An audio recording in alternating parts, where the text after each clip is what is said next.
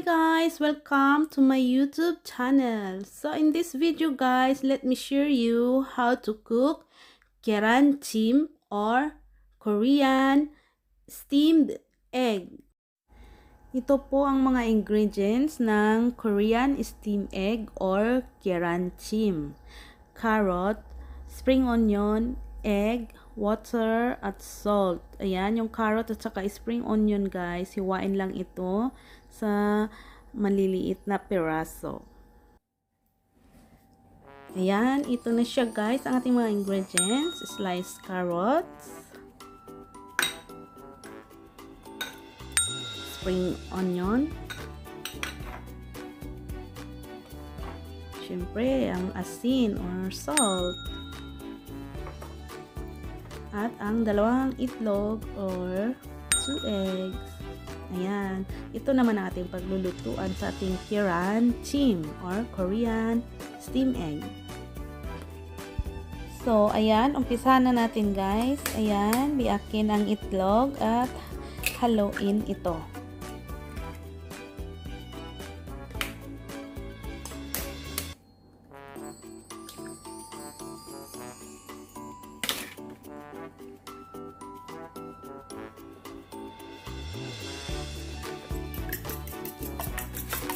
So, ayan, hinahalo na natin ng itlog. Pag na halong-halo na siya, makikita mo na may mga ano na. So, ayan. Ayan na siya.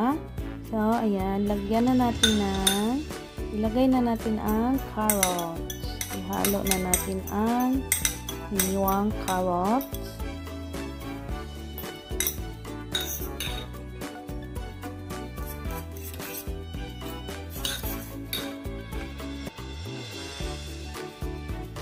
And then, sibuyas dahonan.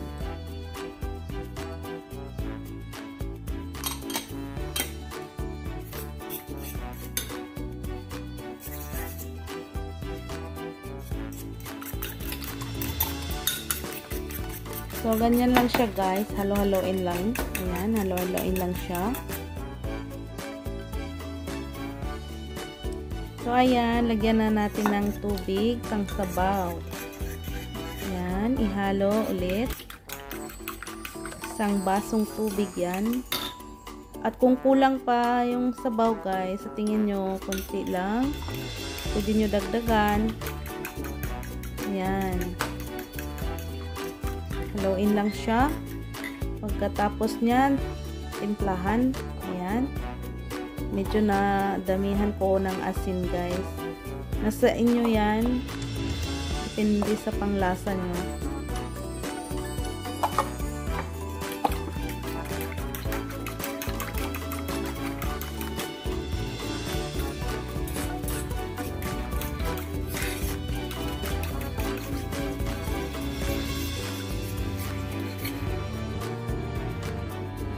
Ayan, ganyan na ang itsura niya guys. Pagkatapos haluin, ayan, lutuin na natin ang ating keranjim. Ayan, takpan lang natin hanggang sa maluto ito. Then, yung apoy, dapat nasa mahina lang siya, lower lang, lower. Ang apoy, wag natin lakasan kasi baka masunog ang ating keranjim. Ayan, ganyan lang kahina ang apoy. Tadan! Ayan, luto na siya guys. Madali lang siya. Sobrang bilis lang niya maluto. Ayan.